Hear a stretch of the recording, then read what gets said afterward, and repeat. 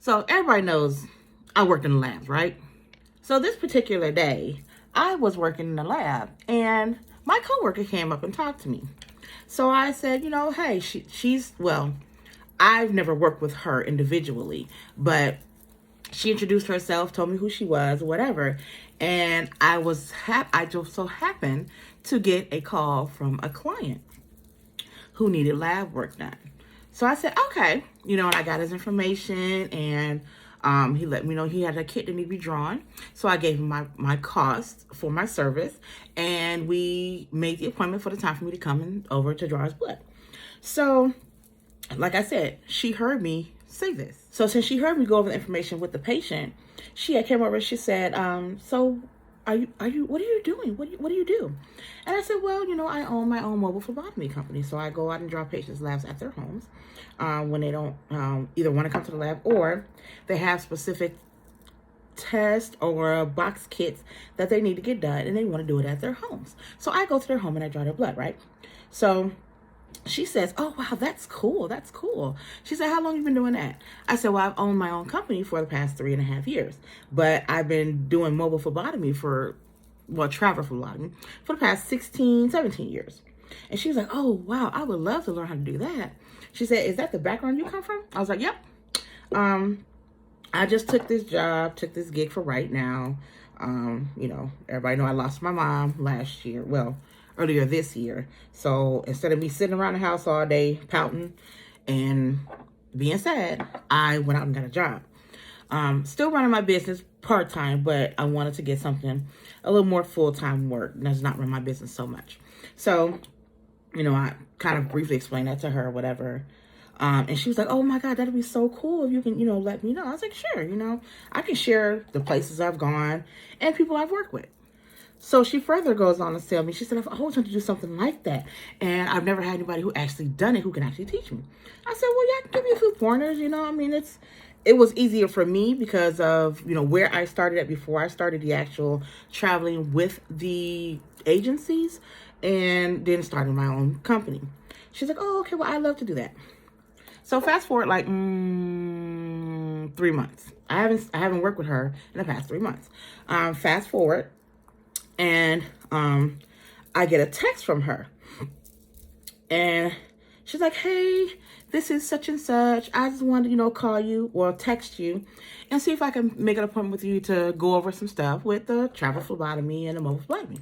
And I was like, sure, no problem. I said, well, some of the things I've already taught on my YouTube channel and, of course, on my TikTok. So you can go on to there and you can get some of the information. So she says to me, oh, okay, well, I'll do that. So I give her the name of my YouTube channel. And, of course, it correlates and coincides with my TikTok channel. So she's like, okay, well, cool. That's going to be so cool. I said, yeah, I teach a lot of things, how to get started in travel phlebotomy with different agencies, what to look out for, contracts, and such and things like that. So you'll learn, a decent amount, just getting started out. So she's like, okay, well, thank you. Fast forward again, another 2 months. Let's say 2 months. My supervisor and my manager come to the location that I'm working at. By the way, we worked at a different location on this day. So they come to the location where I'm working at currently. And they say, well, we just want to know, do you do TikToks while you're at work? I said, yeah, on my breaks and on my lunches when there are no patients around and I'm by myself. Why? Oh, well, we got word that, you be at work and you're on company time doing TikToks and making videos. Okay. I just told you I wasn't. I'm on my own time. Now, what's the problem? Well, we just need you to stop. What do you mean you need me to stop? What do you mean you need me to stop? Well, because the content you're putting out, it could offend some doctors and patients. I said, I said, first of all, let's go back. My TikTok and my YouTube channel are based on my work history, over 20 years in this business. I said, so it depends what day I'm doing a story. I've been doing this for over 20 years. This is not the first place I've ever worked at. And you hired me and you knew that this is not the first job I've ever had. So just because my stories may sound similar to what goes on in this particular area, that does not mean I'm talking about a particular person, doctor, or anything. I say it to add further information to make sure you understand. Like I said, I've been in this field over 20 years. I do know HIPAA law. I do know HIPAA law. Did I repeat a patient's name? They said no. I said, did I repeat a doctor's name? They said no. I said, okay. Is there any company information through any of my TikToks? They said no.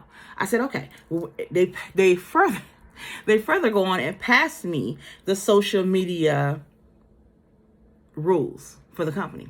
And I said, okay, now that you're passing me this, can you please tell me where I violated any rules of the company, of the social media policy? They said, well, if you just look at the policy, I said, no. You're passing it to me, and then you're basically stating without stating that I violated some of the policy. So I want you to show me where in the policy that I violated any policy or any guideline. After I just informed you that, I do know HIPAA, and I did not speak on anyone's name. I didn't say when any of these stories had come about. I just tell my stories because they're my stories. So my manager goes on to say, well, it can hurt a lot of people's feelings because, our patients don't know things. I said, sir, I'm going to stop you right there. For you to say our patients don't know anything medical, patients come in telling us what lab tests they need done, what procedures they are getting done. So what do you mean they don't know? Please inform me what you're speaking of.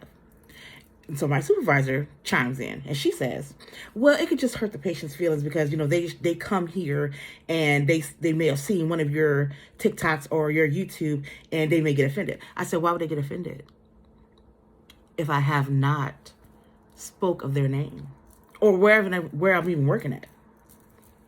Why would they get offended? They will only get offended if they were the one that did what I said in the story. So again, I'm going to ask you again, because I need to know, where did I violate any of the social media policy? Well, we just don't feel that it's nice and we need you to take the videos down. Take my videos down? Why is that? Why do you want me to take my videos down? Well, because they can be offensive to the patients when they come in after they've seen your videos. I said, sir, I doubt wholeheartedly any patient that has come into this area, this clinic, I doubt anyone will see my videos. And secondly, why would I take them down again? Well, this is my supervisor now. Well, it's just a little offensive because patients don't know. A lot of them don't know better. And I said, I'm gonna stop you there. Some of these patients come in here, tell us what they are expecting to get, and tell you the test, tell you procedures, tell you everything that they need to get done without us even knowing, before we even look into the system of what they need done. So don't tell me they don't know no better. Don't tell me Martha May don't know not to put a cup of piss in my hand. Don't tell me that. It's not irrelevant to me because you brought this to me. You taking me off time I could be working to come in here and discuss this. It's not relevant to me that you are kind of accusing me of putting a bad name for your company, which, like I said, your company is not any of my videos. Don't say anything. Don't see anything. And again, I've been doing this for over 20 years. These are not the only patients I've ever seen. So the courtesy will be to me is if you allow me to walk out this room and let me be. That's my courtesy to you. So they did just that. Now, on the way out back to work, I was thinking, maybe I should take it down. Oh, they might be hurt a little bit. I said, wait a minute. Freedom of speech? I'm not taking anything down. These are my videos. You have a problem with it? That sounds like a personal problem to me. There are many people on the internet that actually talk about the patients in front of the patients, with the patients. But that's not me. So, more of the story is, I didn't do anything. I left my videos up. Because if they really had something on me, they would have fired me that day. when they gave me the social media policy. So that was the story for the day. Stay in your lane, Edward.